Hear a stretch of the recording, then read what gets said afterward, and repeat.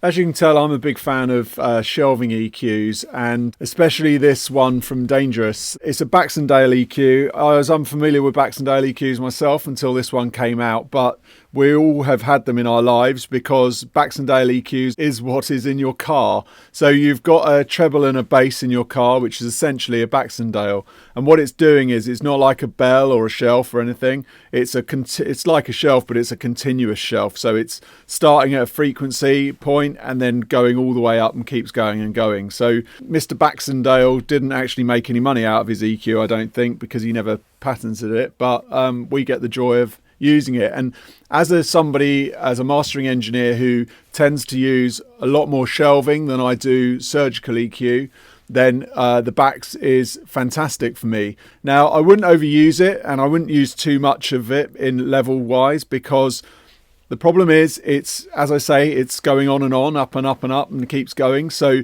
the small amount you do at the crossover point where you're selecting, it's going to carry on going higher and higher as it goes up. For example, if I have a 1.6K, which is the lowest on the high shelf, by adding half a dB here, by the time it gets up to 20K, it's going to be 4 dB at 20K or something similar. So you need to consider that, and that's why you don't really want tending to use too much. It starts to sound just too bright and too harsh when you go too high with it. This Dangerous one is the best one I've heard. I have the hardware version of it, and I also use the software version if I need to.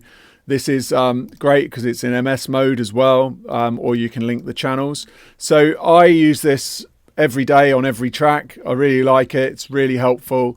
It's great for doing stereo information and really getting sorting out some bass stuff and getting things tight. So the frequencies on this, which are brilliant. So the main frequencies I use, should I say, are these two at the bottom, which is 84 and 74. And then the top ones I'll use, I'll either use around here, which is 1.6 or 1.8, and I'll go up to 18.